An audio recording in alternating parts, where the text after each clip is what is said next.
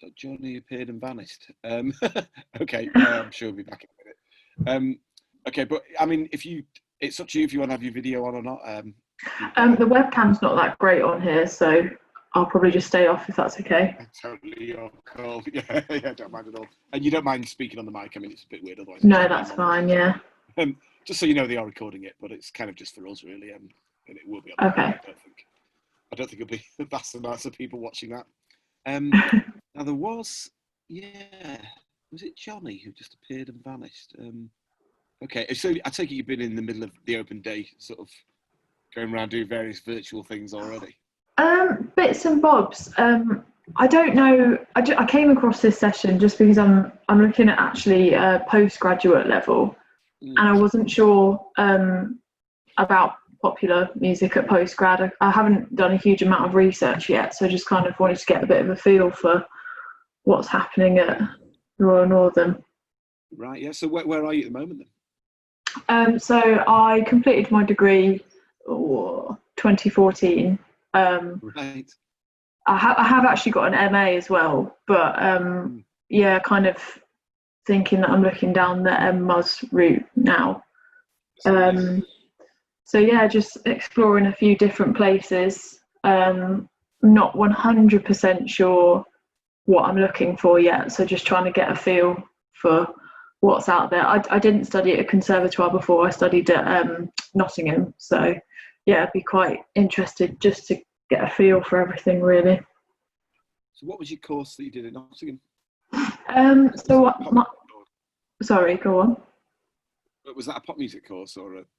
No, there were the odd couple of modules that were, but yeah, basically it's obviously more like musicology, university, like analysis sort of thing. I took performance all the way through, but yeah, I've always had a bit of a dilemma between classical and popular.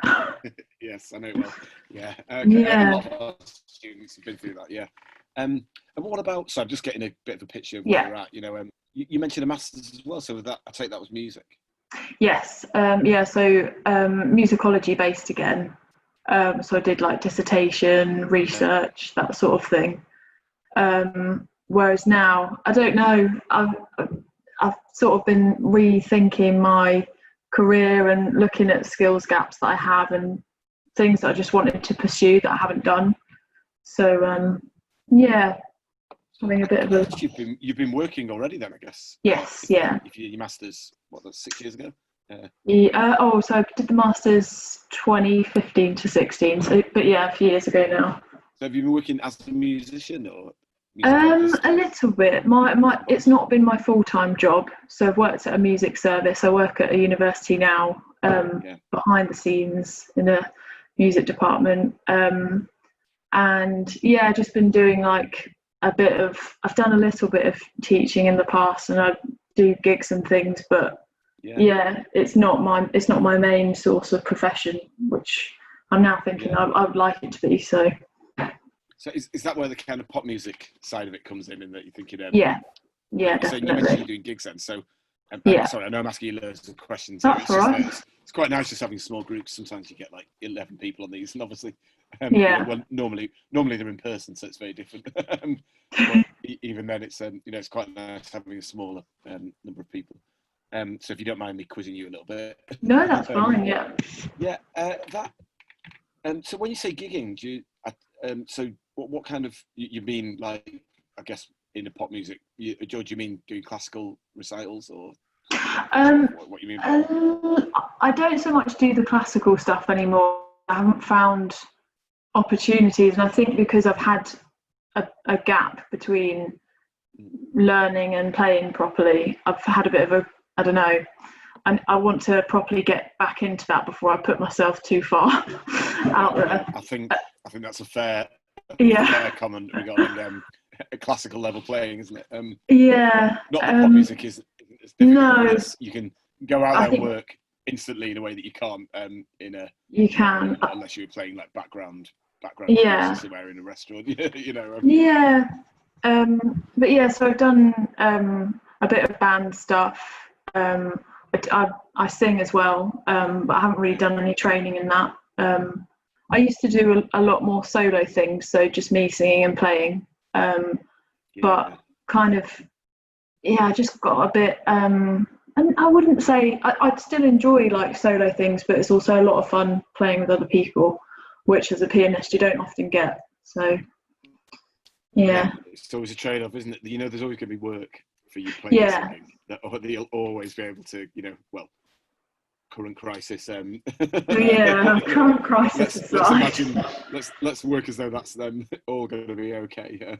Although, you know, I mean, I've still been working during this, but not as live, obviously. Recording stuff. So, you know, the industry will adapt. It always does.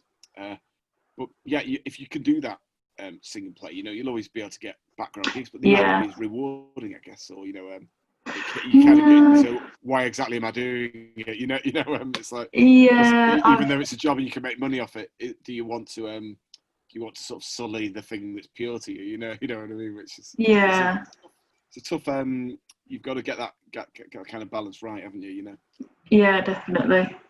So what kind of gigs were you doing when you're doing sort of singing and playing? Was that like restaurants? Yeah, and just the odd. I've played at like a couple of beer festivals and things like that. Just nothing where I think I've struggled because I started doing it when I was a lot younger and just had no idea like how to promote myself and things. And now I'm like, I need some help in doing that, and I think that was part of the attraction of playing with bands as well. Yeah, of course. So you'd be kind of enrolling. The idea for you would be enrolling as a postgrad, essentially, then. Sorry, should you say that again? Sorry, am I back? Yes, yeah. I'm checking I'm not being robot or anything. So for you, it would be the idea that you'd be enrolling as a postgrad, essentially, then. Yeah. Yeah. I think. Obviously, I'm going to, say I think it'd be a good place for you because that's my job here. But but I've also taught in a lot of colleges, and I know, and I kind of, I've ended up here having found it the right fit for someone. Let's say you're talking there, you're the where you've got a bit more of a classical background as well, but you're interested in your pop thing. The RNCM's great for that because of the conservatoire element of it. It has that depth, if you know what I mean, that might not get on a totally pop orientated course. That you could sort of go as deep as you want. And know that we will get we sort of do we're quite bespoke with different, particularly at the master's level, because the schools talk to when I say the schools, I mean the different departments. So from the classical to the pop music. When you're a postgrad, there's less delineation between them, and so from a lecturing point of view, you can have you can be taught by people across the different schools. So so I think it might it could be quite an interesting. It could be quite an interesting fit for you, actually. I think with that background, yeah. I mean, what have you had much a look at what they're offering on the what the masters kind of makes up and how the courses? Yeah. Just from trawling the website. So that's kind of why I booked on today, really, to get like a bit more of an idea of how it works. But yeah, I'm pleased you said that it's not like you do one and not the other. Like there can be some crossover between the two. Yeah. Particularly at masters, so some lecturers that'll do so. So a lecturer like Steve Berry, who's an amazing jazz bass player, but he'll teach improvisation across the whole course.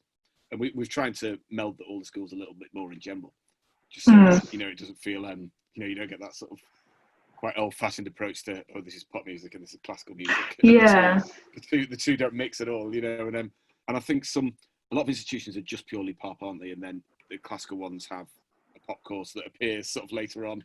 And it never quite fit. And from the beginning, we've tried to integrate quite a lot here, and it's really, for me, the last 2 or 3 years, it's really kind of leapt. It's really started feeding into it. I guess at the RNCM, so I do a lot of things like arranging and composition as well. As piano. Do you do anything like that? Do you write at all? Or? Not for a long time. I did a little bit recently, just for some friends. We were playing for one of our friends' wedding.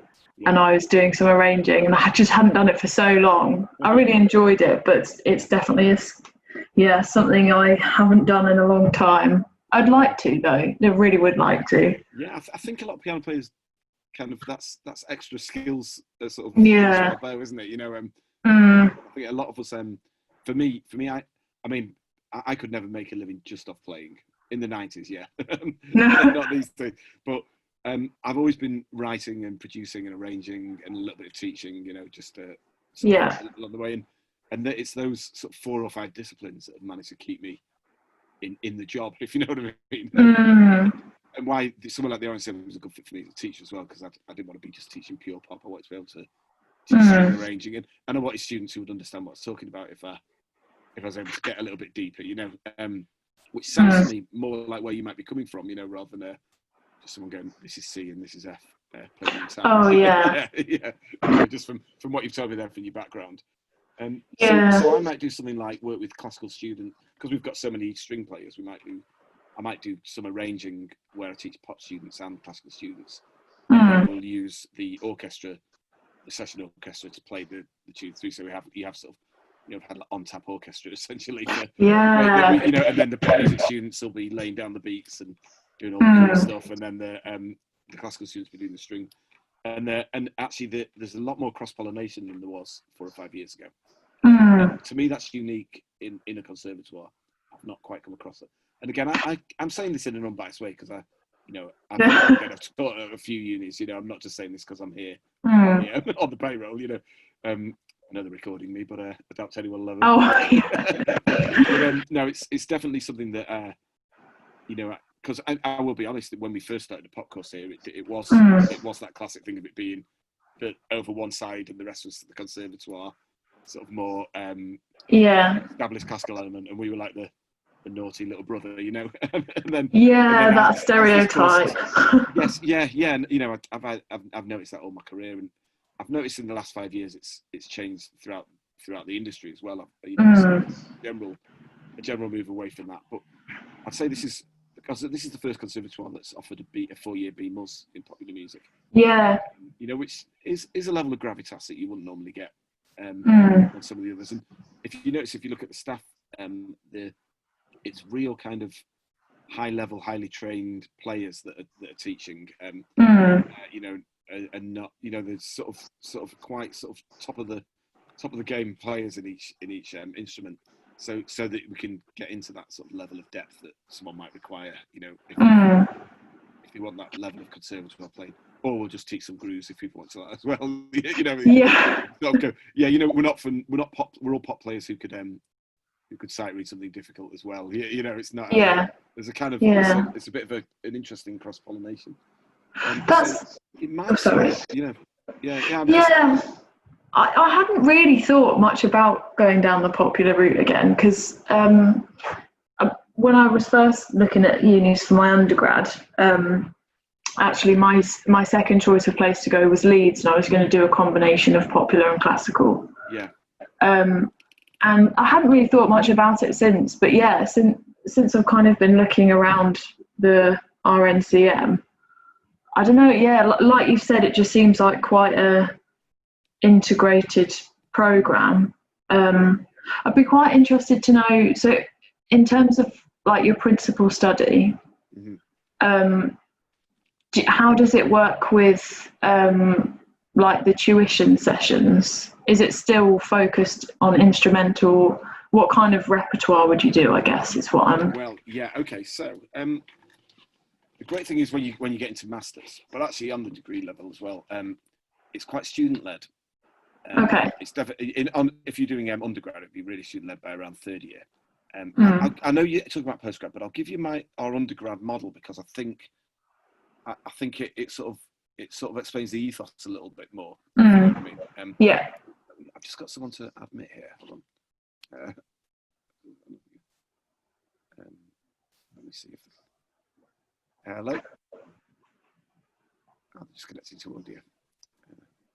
Sorry, Philip, give us 1 sec. That's all right. We've got to read out these safeguarding things as well. This is the new Zoom, isn't it?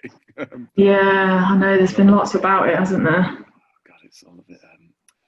Yeah, well, it's obviously necessary, I guess. Yeah, of course. Yeah. Yeah. I'm just get the documents up here. Oh no, they've gone. Oh no. I'm not quite sure what's going on. Doesn't matter. This suits me. Fine. Very strange. Yeah, I suspect it might be. That wasn't the name I recognised on the keyboard list. So, yeah. So let me give you the undergrad ethos, because to me the postgrad is kind of that just explored a bit more and condensed, and then we a little more bespoke to the student. The way we teach and this is specifically pop music, the way we teach the keyboard side of that then is first year was always a little bit more boot campy, in that we sort of we try and get everyone to a similar level, but quite deep stuff, from harmonic, technical, even improvisation, rhythm playing, and all the things that. So we look at a lot of the things that you'd look at as a pop musician, but at quite a deep, almost academic level, but also with some real world experience, because we're all, it's what we all do for our jobs. So with a sort of, hopefully with a bit of depth to it, but also talking about, how it happens practically on the ground. And then second year, we try and encourage a bit more creativity. By third year, it's definitely become a lot more student led. And that's when I sort of take over usually. And I'd say every student for me is a totally different learning path. I don't have a syllabus at all by that point. It could be 6 completely different paths that I follow. And the reason for that is some people might be like, because we take a lot of producers on and writers. Someone might be a producer who's playing keyboards on their own tracks. Someone else might be just a world-class jazz pianist who wants to do that. Someone else might be a singer-songwriter who wants to accompany themselves and write something and just play, and maybe he's just playing less virtuosic stuff, but it's really tasteful and relevant to what they do. Someone else might be in a full-on rock band, So even though we kind of make sure everyone has a certain level of skills that you need just to get past the audition stage, basically. My third and fourth year, we tried to make it quite student-led repertoire-wise. So we've moved away from a set repertoire to one that you work on with me and with all the other lecturers. So what you'd want to look at, but I kind of make sure it reaches the required difficulty level. So that's the way. That's the kind of rough idea with that. With the masters, it becomes even more student-led. I'd say most of my master students have been ex undergrads, so I've kind of already had an idea where they were coming from.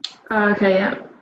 But then we've also had a couple who've come to me fresh, and so I've basically been very bespoke with that and find out what they wanted to learn, and then if you wanted to go down, say, the jazz route, would really cover that. If you wanted to look at rhythm playing, I would explore that. So I kind of lead by that, but then also let the student lead it, but also take the reins if I feel try and diagnose anything that's missing that I think for what you might be after. And then when you do come to masters, it's a lot more creative, really. So it's kind of down to what you particularly would like to get into. Let me just give you a little bit of so we teach from this is my studio basically that you can see behind me. I'm on video. Yeah. Cool. So this is a studio that me and the bass tutor have run for years, aside from college, but it's a private studio, but it's also kind of quasi-campus at the moment. And this is where we teach our keyboard stuff from.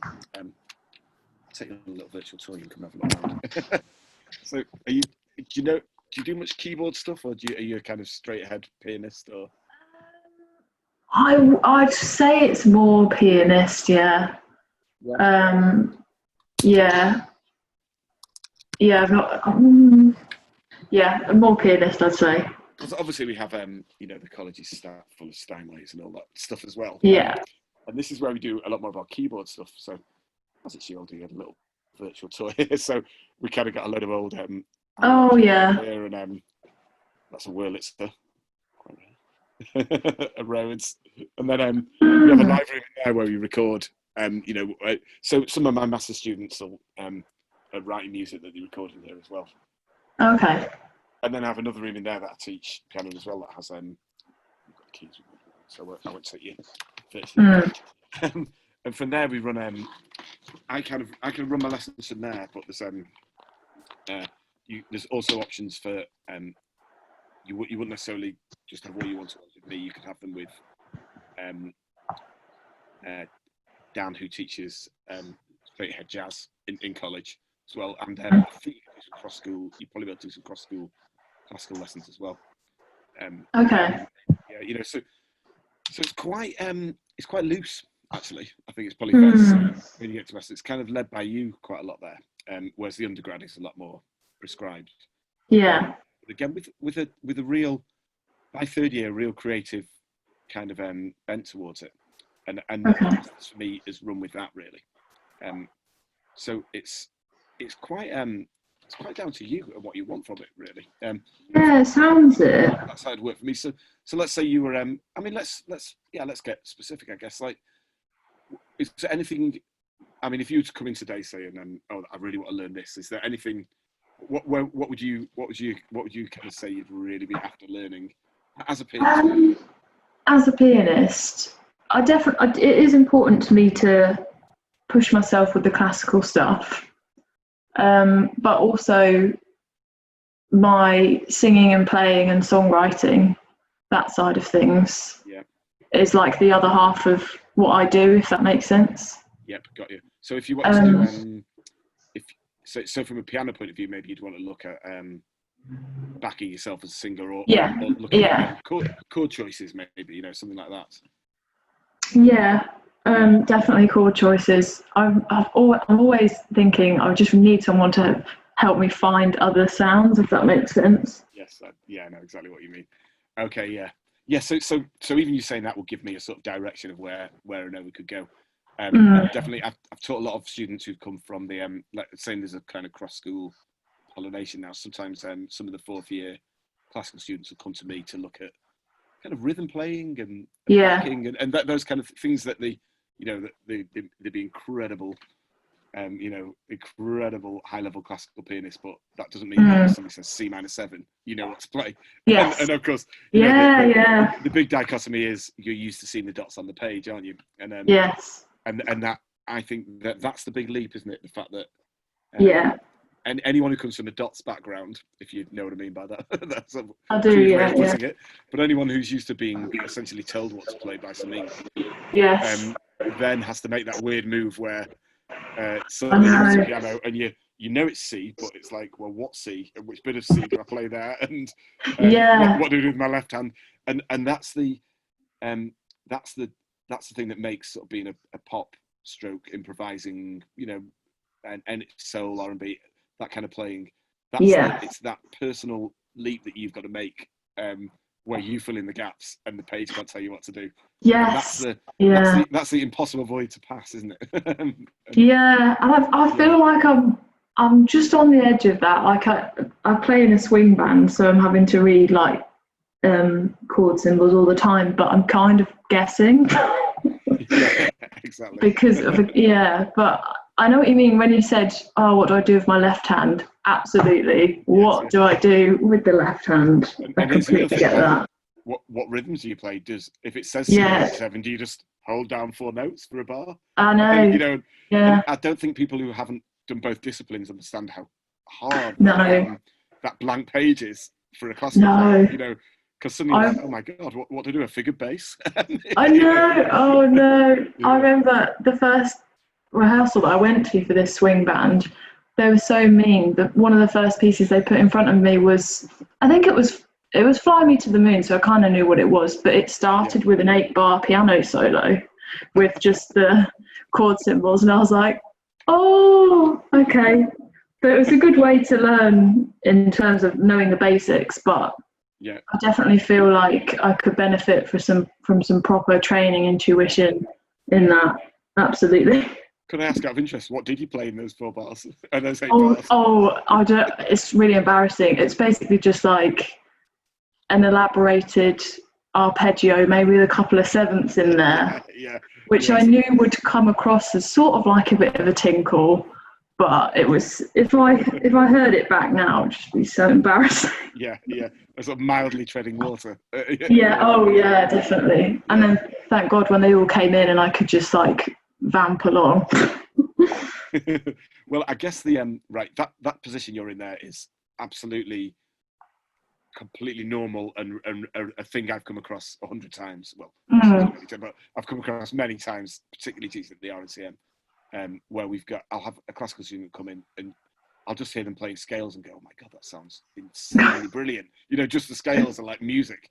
And then I'll go, okay, play C2F for 4 bars, and they'll be in exactly the same situation, but probably a lot further behind you. You know, even the fact that you said an arpeggio with a few sevenths, you know, that imperceptible gap I talked about, you're already 1 foot over it. So, you know, that's good. I think it's taking that first step, isn't it? That's the hardest bit. Yes. And, you know, I work with a lot of classical players when I'm arranging, who are world-class string players. And they, you know, and it's weird, you know, their inability to improvise to them is completely, or to do anything that isn't written on the page when I'm and I said, maybe you can just try something around, you know, around G minor there, and they'll just go, whoa, you know, and I think sometimes it's driven out of you a bit, when almost the boot camp nature of having to get so good to be able to interpret people's music. Yeah, but the two can totally coexist, and you have to. And you're already on that path. I guarantee it. I mean, I can tell already from what you said. That's good. That one sentence. No, I mean, you know, it's a very hard. Because it's in your brain, isn't it? It's not in your fingers. Your fingers can do everything you need them to do. Because you know, if you're at that level classical, you know, you've got all the technique you need is already in those 10 digits. The main bit is there in your head, isn't it? And that's the and that's what's so. But that is definitely one thing I teach, and we have been able to teach. You know, and I've been in that position a lot of times with people who would not be able to describe those 8 bars the way you just did to me. So I think you can feel very positive about that. You know that you know. Oh, that's good. Yeah, you're already on that, and I always think with these, sometimes it's a question of unlearning stuff psychologically. Yeah, because if you think of like the amount of time you put into the interpretation of, say, 2 bars in a on and off piece, and you might spend, you know, a month working on those 2 bars and getting them right, and then suddenly you've got to make 8 bars up that are never going to happen again the same ever. That's true. Could there be anything more different? It's so different, isn't it? But once you're aware of that, then that's fine. You just take one hat off and put the other hat on, if you know what I mean. So like I said, I think you're already a step along there, just from what you said. That's good to know. And just the fact that you're using words like vamp and stuff as well, you kind of you'll be able to move between these worlds more easily than you think. You know, you just need a bit of a guide into it, really. You know what I mean? Yeah, definitely. You had a question there, didn't you? Sorry, yeah. I guess it was a bit more of a practical question, but in terms of like if auditioning for a postgrad popular course, what sort of thing do people tend to do, and what do you look for? You know, that's I'll fess up immediately and say I've never taken any of the postgrad auditions. Okay. But a lot of the students that I have gone onto it, obviously I've previously taught as undergrads. But so I don't want to give, I wouldn't want to immediately say what they are without looking at the spec. But knowing this, I think it's less specific than the undergrad, where you're given a tune to learn and but you might have to. In fact, let me have a quick look at. I'm just going to go on Azimuth here and see if I can see what their guidelines are for that. Just out of interest, just to see if we've got anything written online straight away. But as it's much more student-led and about what you'd want to do, because as with any masters, really, isn't it? You know, the things are much less specific. You know, I think the audition process bears that in mind. It will be a lot less about can you play C Lydian at 220 BPM. You know, we won't really be doing that. So I'm just having a quick look at the RNCM website here. So just bear with me while we talk about it. Just want to see what they might have up there. Yeah, just while I'm there, you were mentioning about doing about the masters you did. The musicology one. Was that any performance or? No, that wasn't. So purely academic research based, really. Yeah, what did you So I did a dissertation which was about music and radicalisation, which is really interesting. Yeah. Definitely still an area of interest for me. Just not quite sure where I'd go next with it. And then I did a couple of other larger projects. I did one about sorry.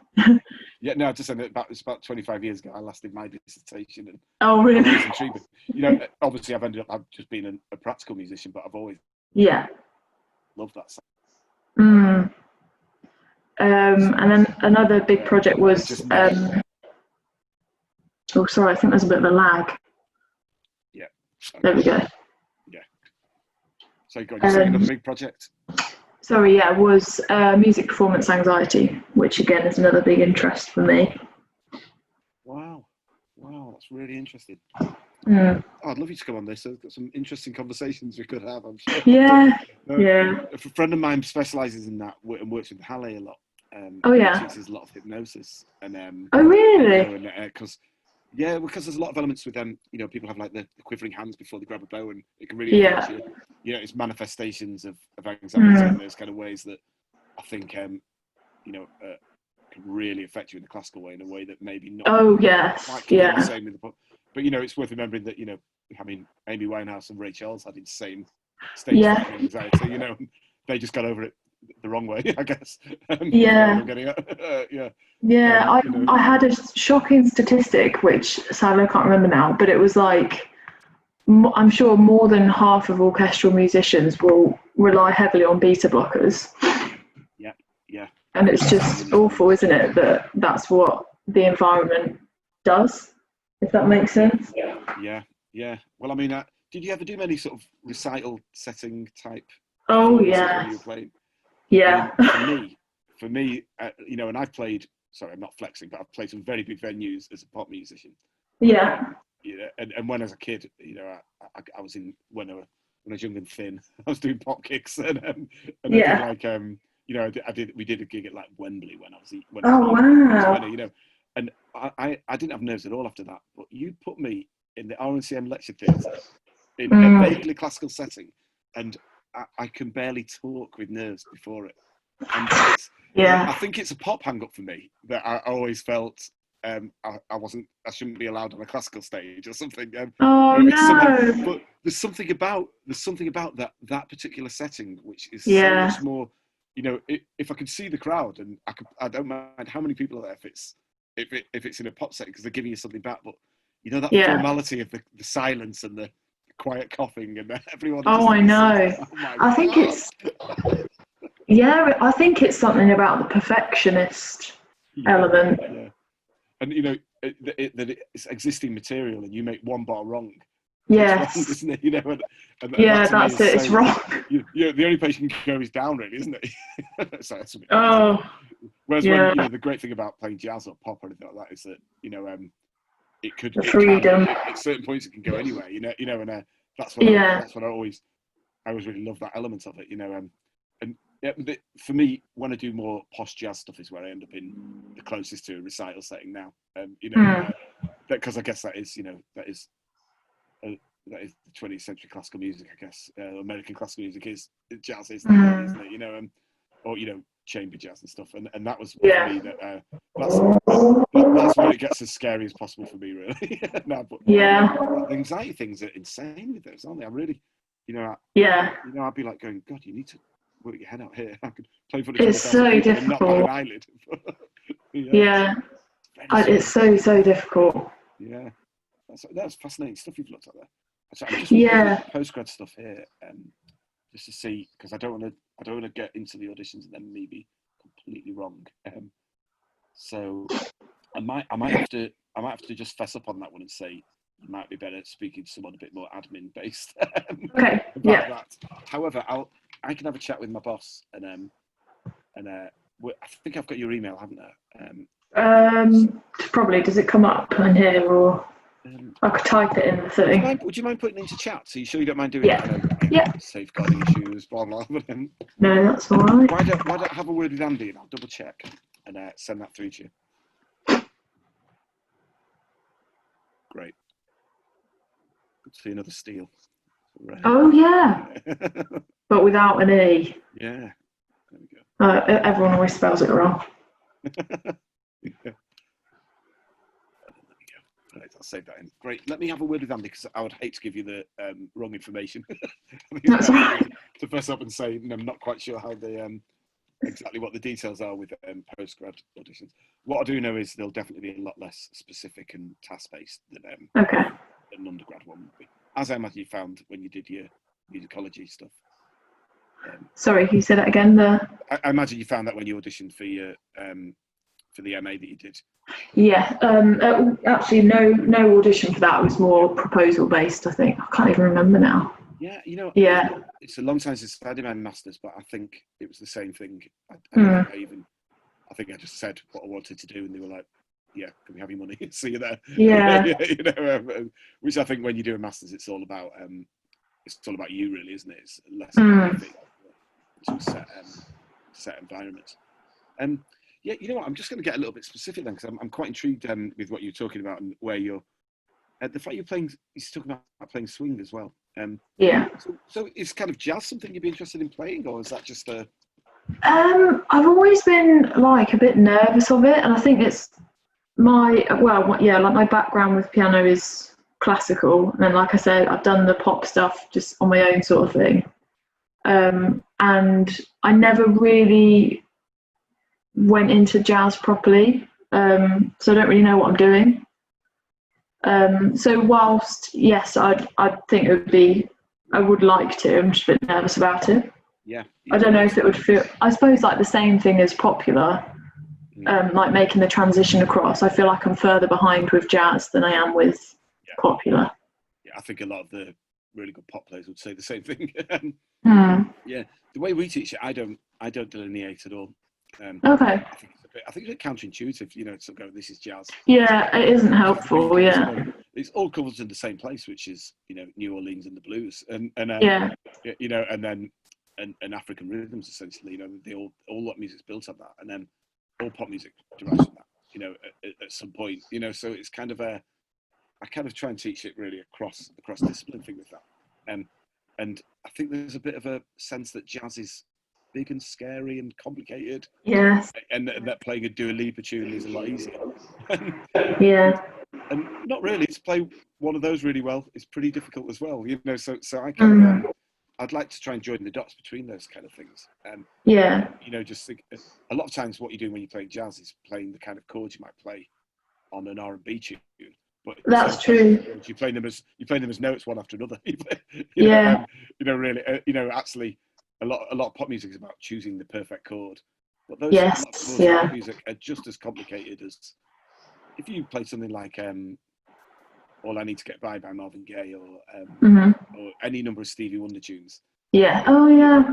Some of the chords in that, you know, and I always analyse them when I do arranging. They'll spelt out. They'd be easily as complicated as anything in a jazz tune.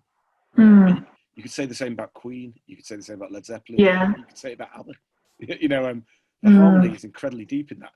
It's just the rhythms are different, and so that's why I never like lumping jazz in with the cerebral. And then it's easy that you just held down a few chords. So you know, because when you're playing pop or when you're backing yourself, you've got to make a load of very quick decisions that aren't written down, and you've got to get them, you know, right, and you've got to get the rhythm right, and you're always improvising when you're playing pop music, whether you think you're improvising or not. You know, improvising doesn't just mean playing a solo. It means, like you said, holding down some nice chords if you're going to sing over them and things like that. So I try not to delineate. I try and just go, let's look at all those things just as music. You know. And when you think like that, you can cross over into the classical world a bit. You know. I always remember figure bass was improvising. You know. You know, we have to remember that. You know, it wasn't. But, you know, and Debussy was spending him and Ravel were listening to jazz, you know, and those kind of things. As with Stockhausen and, you know, a lot of the serialists, a lot more crossover than we think with those. That's true. You know. Yeah. It's just because it's hundreds of years ago.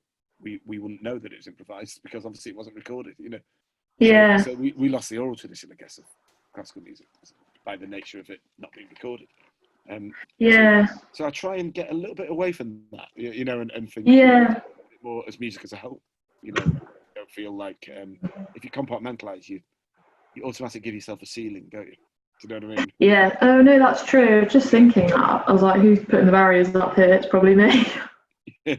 I don't mean that in a negative way, but I think we sometimes. I just think these words seem alien and scary, don't they? When you don't know anything about them, you know, and then when you're inside them, you're like, oh no, it's just this, you know, or you know, it's just that, but presented in a different way. You know, there's 12 notes in the Western style. You know, and you think about something like, I don't know, imagine was it Alberti bass where the would arpeggiate, you know, 1, 5, and 3 and stuff. To me, it's not that different from doing a walking bass, you know. True. Similar kind of method, isn't it? You know, and you know, it's just that it was formalized and written down, you know. So you know, that's composition interesting. Composition is just slower improvising, isn't it? So it's good to think like that and not be too partisan, if you know what I mean. Yeah, definitely.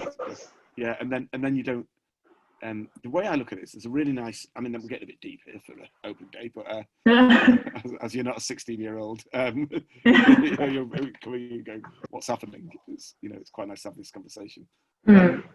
If you there's a jazz player called Hal Galber who's a really good educator, and he has a concept where he says that you are the instrument, which sounds a bit pretentious, but what he's referring to is that all music is just wobbling air to make someone feel an emotion, you know. And the way you choose to wobble air might be through playing a harpsichord or a piano. It might be programming a bass drum. It might be singing and writing a song.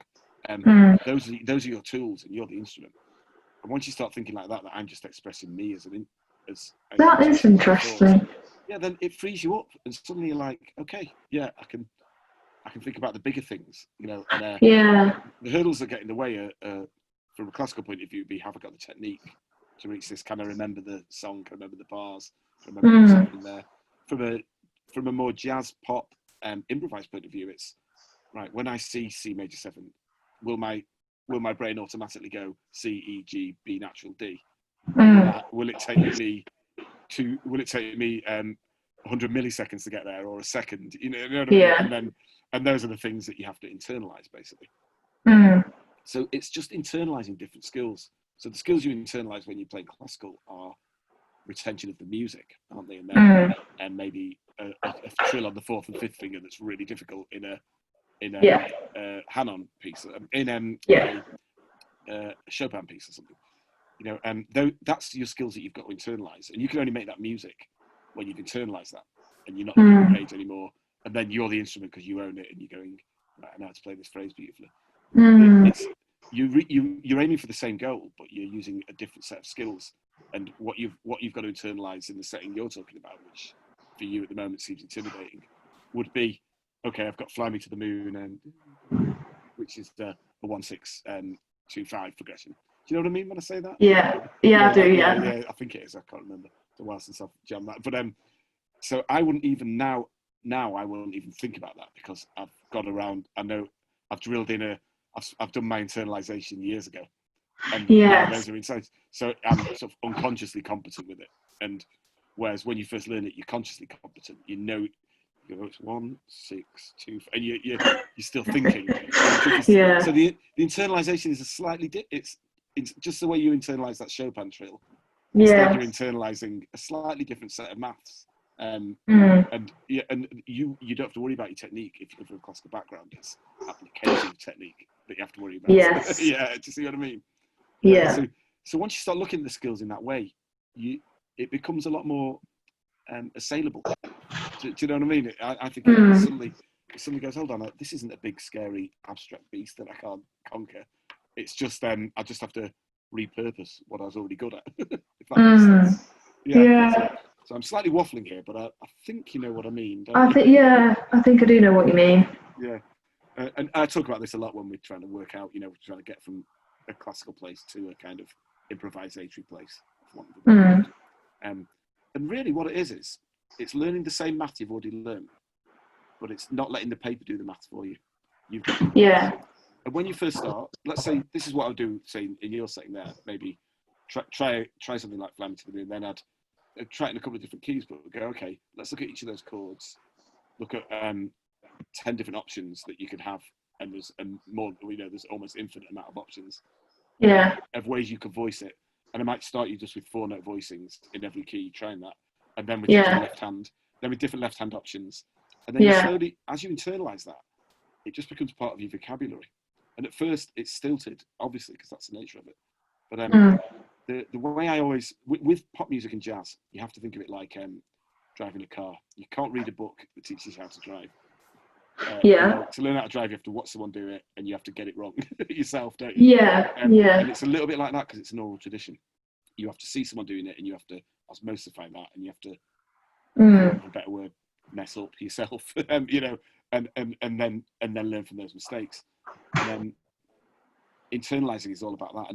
And again, related to say speech, when we're talking, I'm not thinking, verb, noun, past participle, clause.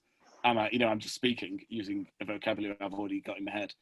And the mechanics that make up speech are way more complicated than 12 notes of music. So, you internalize that when you were a kid and you were learning, and you had cognitive development. So you spent 2 years internalizing that, when you were younger. It's a similar thing to that. You've just got to internalize that vocabulary and be able to speak and make your own stories with it. Again, that's a little bit pretentious, but do you know what I mean? It's a series of finite tasks that can actually become much more doable once you get used to that. So it's essentially a learning of a vocabulary that up to now has been spent out for you on a piece of paper, and now you've got to tell the stories with it yourself. Do you know what I mean? That sounds a bit mighty, but it kind of that's kind of how I approach it. What I know is that when you break it down, it's all very it does become accessible.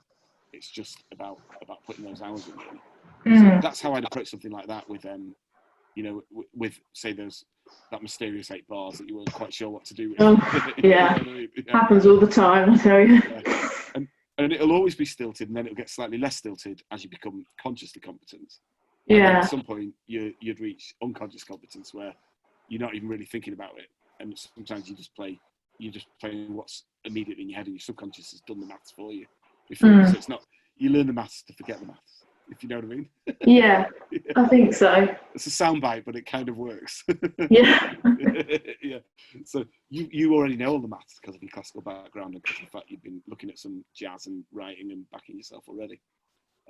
So it's a question of someone sort of guiding you and then giving you the right maths, as it were. And then teaching you how to forget the maths so that you're then playing from your heart.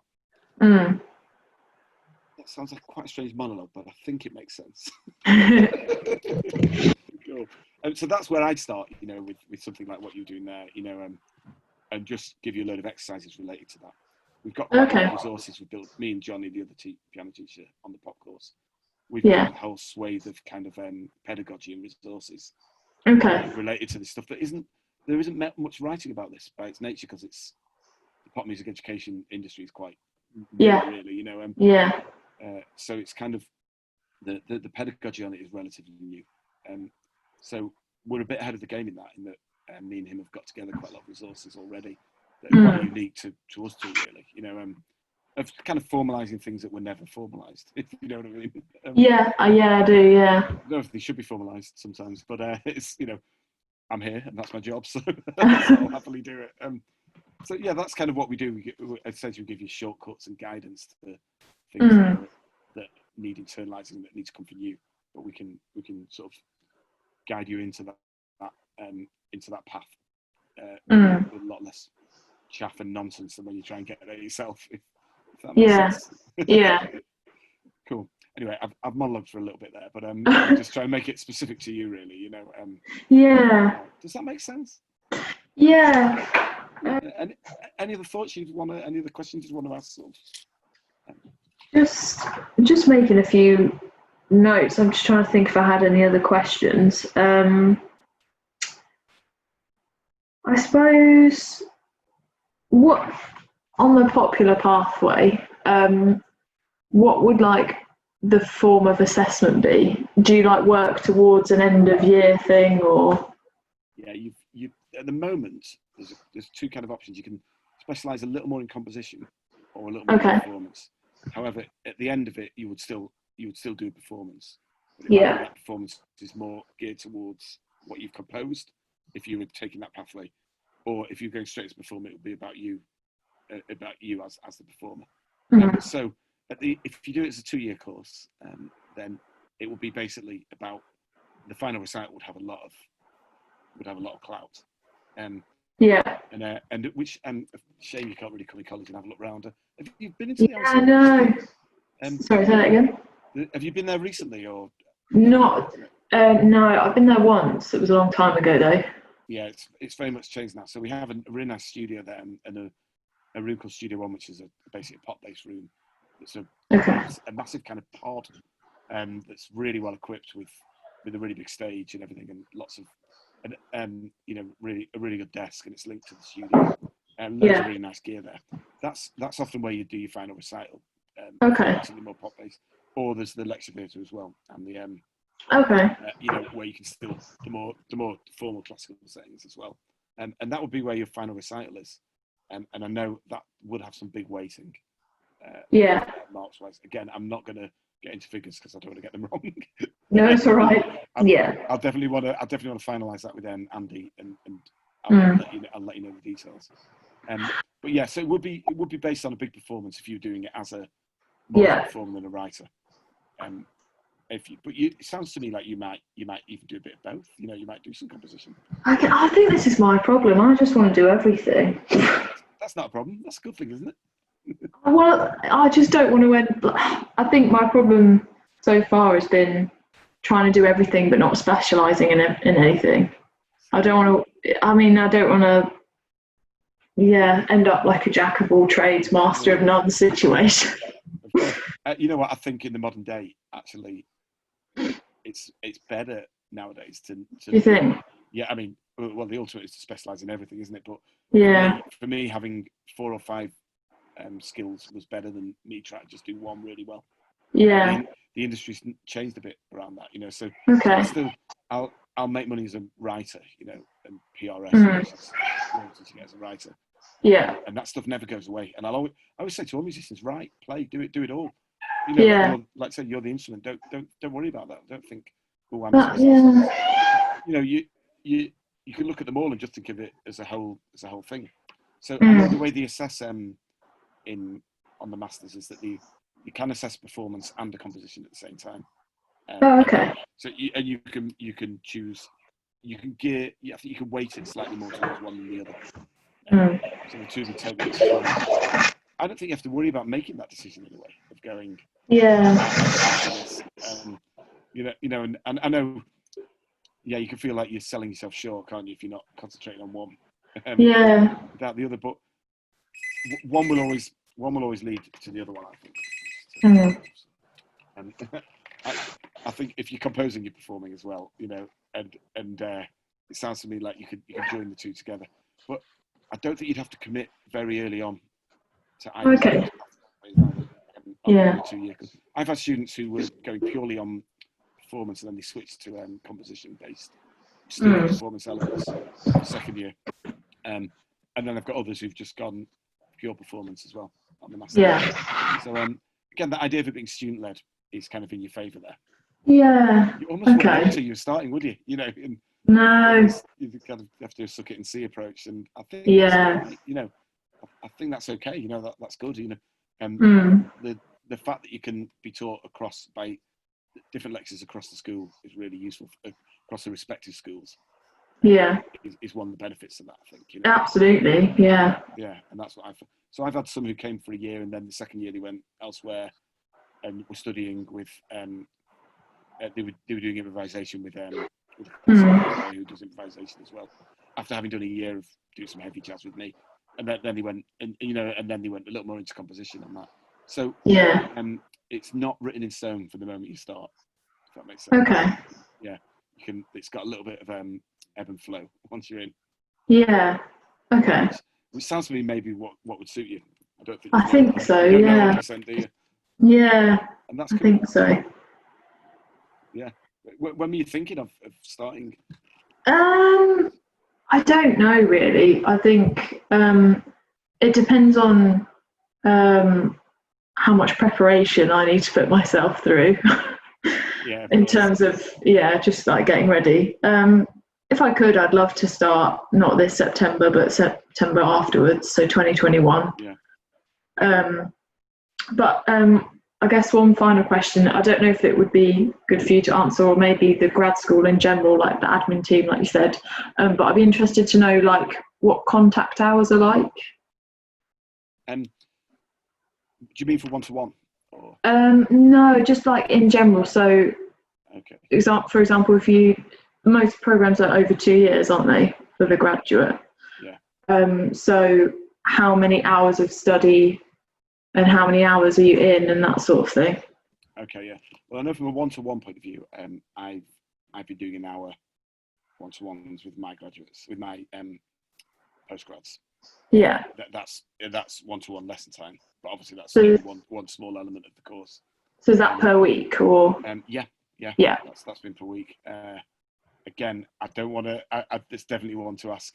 Oh, okay. Yeah, no worries. I think, you have one of the. I think it would be Rodrigo looks after you on the postgrad course, and he will be your main point of contact, basically. Yeah. And then the hours. You from there on, the face-to-face time is worked out from there. So you'd have one sort of someone looking after you, and you discuss with them how that's going to go. Again, I'm sorry to slightly have to duck out of that one, but no, that's okay. I say the wrong thing because I'm just coming from the angle of having to taught the postgrads, in a one-to-one setting, and kind of what I pick up from them, what they're telling me. Of course. So they then have different hours with different lecturers. Based on that. So I would double check that one. And again, I'll see if I can dig something up that sort of explains all this. And maybe what the best thing for me is put you in touch with Rod, who runs the masters. And he'll fill you in on all the gaps there. And he's an interesting character who I don't know if you come across Rod today at all. Is he? What was it, Rod? Rodriguez. I can't remember. No, I think. I think it's and he's a very interesting sort of cross-discipline character. Abstract classical composition, but also teaches on the pop course and the idea of just an all-round musician really who plays and writes music and wouldn't really think of genres. You know what I mean? So he's a really fascinating guy and a really interesting character to run something like this. I think you'd really get a lot out of his approach. He's very open-minded. So I think the best thing I could do would be to put you in touch with Rod. And let him lead that as well, and because he'll know all the details. I'd hate to get them wrong. That's all right. Well, Matt said this. No. Cool. Yeah. I mean, I hope I've answered some of your questions there. And really interesting. Thank you. Yeah, and again, I'm not going to give you the hard sell, but I think from what I know of the unis I've taught, it would sound like, your particular dilemma is quite suited to the to the nature of the RNCM, the fact that we're in both camps at once, basically. So it might be the perfect place, but obviously I'd have to look a little bit more into how the postgrad's structured. But, I think as an overall view, I think that might be. It could be quite. It could be what you're after. That's just my thoughts. No, thank you. It's been really interesting. I'm glad I logged on to this. I don't know who appeared and didn't appear. I'll chase them. No. Sorry, I didn't realise I'd clicked send to everyone with my email address. Sorry about that. I think that is only me and you at the moment, anyway. Okay, yeah. Joined or not joined. Just if it's recorded. Sorry, I don't know if that causes any issues with GDPR. There you go. I think you'll be all right. Okay, it's only an email, isn't it? Yeah. Well, let me dig up what I can, and if at least I'll put you in touch with Rod, and you can ask him. Thank you. Yeah. And, but like I said, I can just give you the sort of on the ground one-to-one approach that I would take with that, and I know those particular issues you're talking about. I've addressed them a fair few times, and it's quite a normal. Definitely. Conversation I've had a fair whack over the last 10 years, but more so the last 4 or 5 years. If we've been more together, as we've sort of pollinated a bit more between the courses. So these are, these are sort of, that's the path already trodden. So which Yeah. makes it a lot easier to go down. Yeah. Okay. Definitely. So bear that in mind, and well, you've got my email anyway, haven't you? Yes, yeah, I can see it there. So any questions, just get in touch anytime. Not bothered at all. Great. Just let me know, and I'll I'll fill you in on what I can. Brilliant. Okay. Thank you very much. That's really interesting. Very nice to meet you. Yeah. You Have too. a Thanks. nice rest of the open day. Okay. Yeah. Cheers. See you soon. Bye bye. Bye.